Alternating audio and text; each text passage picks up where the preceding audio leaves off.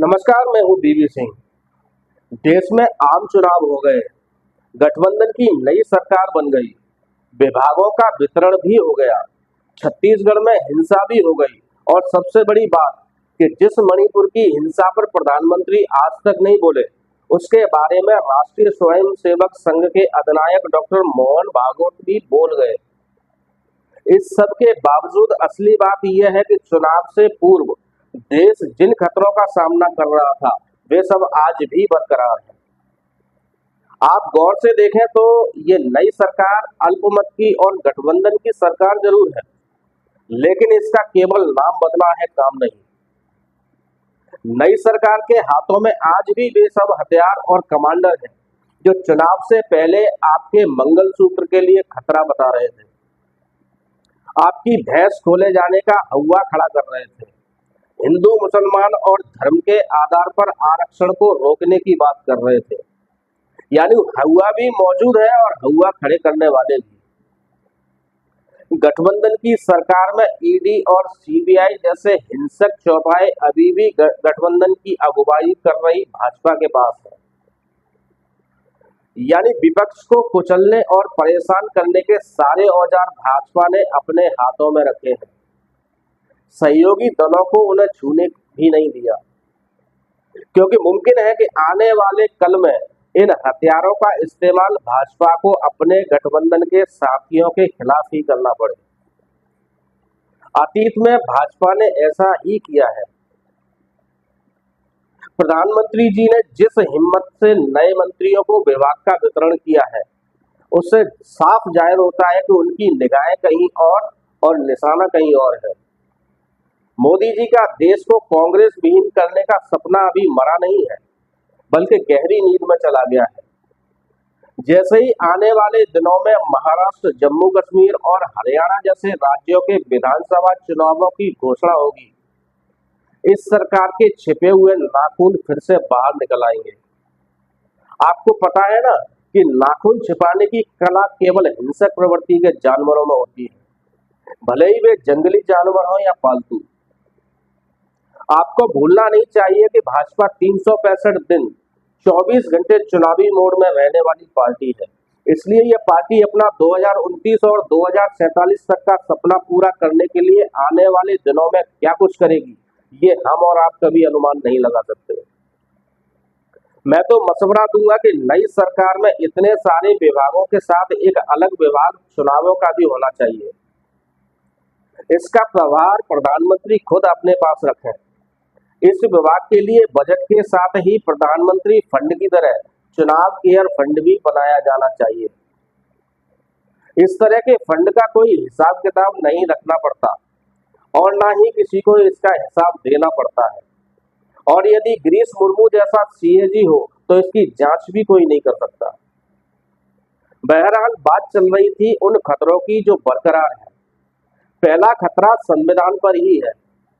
मोदी जी ने भले ही संसदीय दल, गठबंधन और सदन का नेता चुना जाने से पहले संविधान की प्रति को माथे से लगाया था, लेकिन देश में शायद ही किसी को इस बात पर यकीन हो कि नई सरकार संविधान की कसम खाकर सबके साथ सबका विकास करेगी। नई सरकार में देश की 20 करोड़ मुस्लिम आबादी का कोई प्रतिनिधि नहीं है। महामहिम राष्ट्रपति चाहे भी तो इस समाज के किसी प्रतिनिधि को सदन में नामजद कर उसे मंत्री बनाने के लिए भी नहीं कह सकती। उनके हाथ जो बंधे हैं। यानी भाजपा हिंदू राष्ट्र तो नहीं बना सकी, लेकिन उसने देश को एक हिंदू सरकार जरूर दे दी, जिसमें भाजपा की दुश्मन नंबर 2 मुसलमान बिरादरी नहीं है। भाजपा की दुश्मन नंबर 1 तो कांग्रेस है, जो बीते 10 साल में मरकर भी नहीं मर रही। हर चुनाव के बाद दोगुने उत्साह से खड़ी हो जाती है, भले ही सत्ता उसके लिए अभी भी कोसों दूर है। सबसे ज्यादा चौंकाने वाली बात संघ प्रमुख डॉक्टर मोहन भागवत का बयान है, जो उन्होंने नई सरकार को समझाइश के बतौर दिया है। वैसे डॉक्टर मोहन भागवत को भाजपा पहले ही सुनने से इनकार कर चुकी है।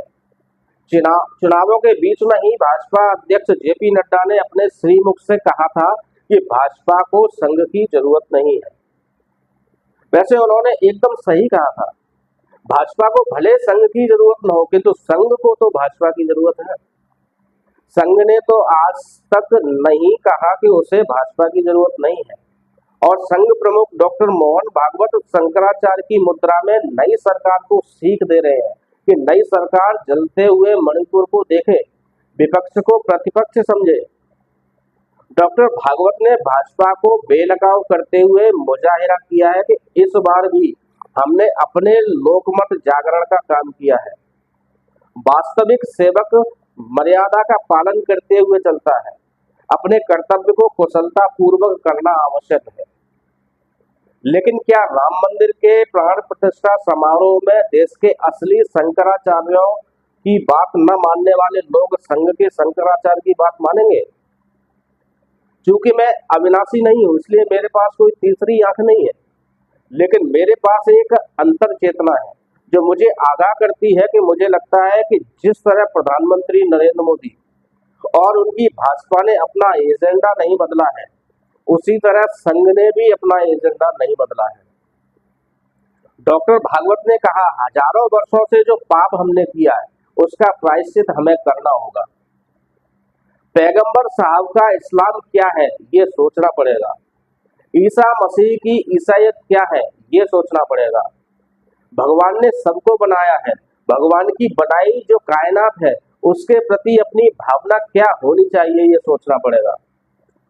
जाहिर है कि ये एक छिपी हुई धमकी है उन लोगों के लिए जिन्हें भाजपा और संघ भारतीय नहीं मानता। इन लोगों में 20 करोड़ मुस्लिम ही नहीं बल्कि वे लोग भी हैं जो प्रश्न करते हैं, जो अंधविश्वास के खिलाफ खड़े होते हैं, जो संविधान की बात करते हैं, जिनकी भाषा भाजपाइयों को नक्सलियों की भाषा लगती है, जिसे बोलने वाले शहजादे नजर आते हैं। बहरहाल गठबंधन की नई सरकार को लाख लाख बधाइयां, नए मंत्रियों को उनके नए विभाग मुबारक हो। खासतौर पर मध्य प्रदेश के कोटे से मंत्री बनाए गए मामा शिवराज सिंह को बधाई, क्योंकि उन्हें वो जिम्मेदारी दी गई है जो उनके मित्र नरेंद्र सिंह तोमर नहीं निभा पाए थे। तोमर के हिस्से में एक नाकाम कृषि मंत्री होना ही आया था। तोमर के दामन पर 700 किसानों की शहादत का निशान भी है। नमस्कार।